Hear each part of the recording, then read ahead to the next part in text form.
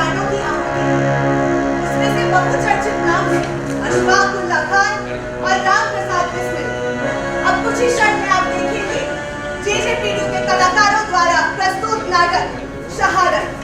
इस नाटक के शोधकर्ता और लेखक है शेख खैरुद्दीन और इसको संगीत से सजाया है सुजाता जी ने। तो पेश है शहादत।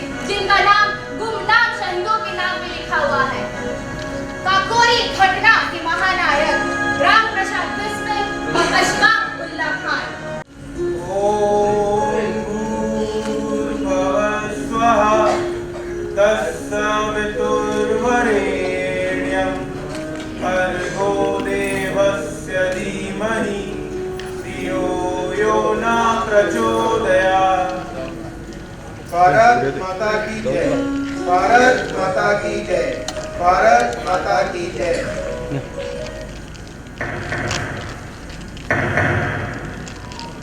दादा, दरवाजे पर किसी की दस्तक है। कौन हो तुम? तुम्हारे यहाँ आने का कारण क्या है? अशफाक कौन? आपके दोस्त रियासतुल्लाह का भाई। रियासतुल्लाह खान वारसी? वे तो हमारे बड़े ही अजीज दोस्त हैं। कैसे हैं वे? वो ठीक है। भाईजान ने आपके नाम में खत भेजा है।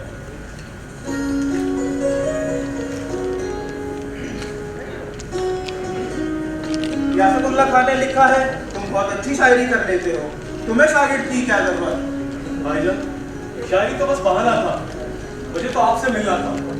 बहुत सुना था आपके बारे में, यही कि आप मौजूदा हुकूमत से बगावत करके उसे यहाँ से उखाड़ फेंकना चाहते हो। भाईजान, इस बगावत की क्रांति में मैं भी शामिल होना चाहता हूँ। देखो अशफाक, आज हमारा देश बड़ी मुसीबतों से गुजर रहा है। लोग तानाशाही से मजबूर हैं। आज भुखमरी का आलम है। तुम्हारा सिर्फ एक ही कर्तव्य है, उन लोगों की रक्षा करना और हमारे देश की हिफाजत करना। हम मिलकर इस भारत माता को सुरक्षित रखेंगे। अशफाक मेरे भाई, मैं तुम्हें इस मुहिम में शामिल नहीं कर सकता। इस मुहिम में शामिल होने वाला हर शख्स अपनी जान हथेली पर लेके घूमता है। तुम्हारे भाई ने तुम्हें मेरे पास शायरी की शागिर्दगी के लिए भेजा है। तुम्हें तो मालूम है हमारा सिर्फ एक ही मकसद है, मौत और आजादी। भाईजान, मुझे मेरी मौत की कोई परवाह नहीं। जिस तरह से वतन के लाखों वतन परस्तों ने अपनी जान की शहादत दी है, मैं भी अपनी जिंदगी अपने वतन के नाम कर देना चाहता हूँ। मुझे महरूम न कीजिए, आपको उन शहीदों का वास्ता। भाईजान, मैं खुदा की कसम खाकर कहता हूँ कि मैं मौत से नहीं डरूंगा। भाईजान, मुझे भी इसमें शामिल होना है। देखो अशफाक, आज हम सब भारत माता के कर्जदार हैं। हम सबको भारत माता का कर्ज चुकाना है। इन जालिम अंग्रेजों ने हमारे भारत को जंजीरों में जकड़ रखा है। तुम्हारा एक ही मकसद है, भारत माता की आजादी, केवल आजादी। जी भाईजान, तभी तो भाईजान मैं इस मुहिम में शामिल होने आया हूँ।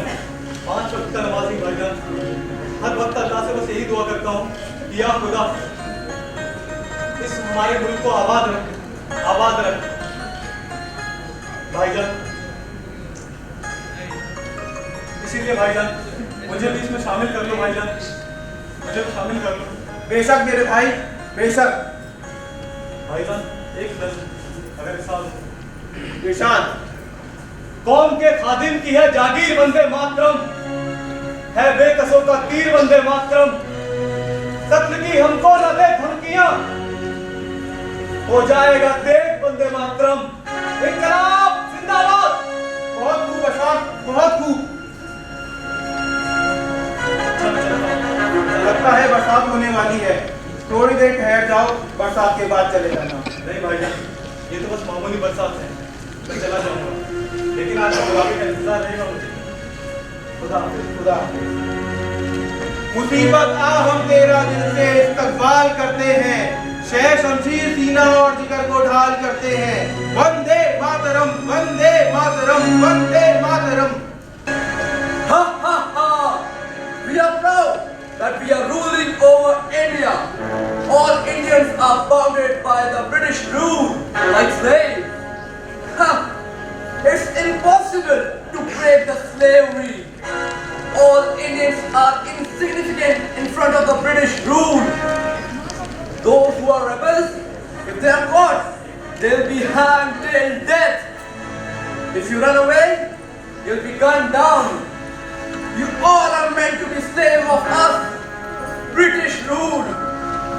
The freedom that all Indians and Gandhi talked about is a dream, a daydream that will never come true. Chaura Chauri घटना के बारे में तो आप सब जानते ही होंगे। असल में यूं हुआ था कि गोरखपुर के निकट कुछ शांतिपूर्ण आंदोलनकारियों पर अंग्रेजी सरकार ने बड़ी ही निर्ममता से गोलियां चला दी, जिसमें कई आंदोलनकारियों की मृत्यु हो गई तथा बहुत आंदोलनकारी जख्मी हो गए थे, जिसके फलस्वरूप आंदोलनकारियों ने चौरा चौरी पुलिस स्टेशन को आग के हवाले कर दिया, जिसमें कई अंग्रेजी ऑफिसर जलकर मर गए। इस घटना से गांधी जी बड़े ही मर्मान्वित हुए। उन्हें लगा उनका अहिंसक असहयोग आंदोलन अब हिंसा का रूप ले रहा है। उन्होंने असहयोग आंदोलन वापस लेने की घोषणा कर दी। गांधी जी के इस निर्णय से लोगों में हलचल मच गई, मगर कुछ आंदोलनकारियों ने एक संगठन बनाया, जिसमें उन्होंने ब्रिटिश सरकार के विरुद्ध विरोध किया।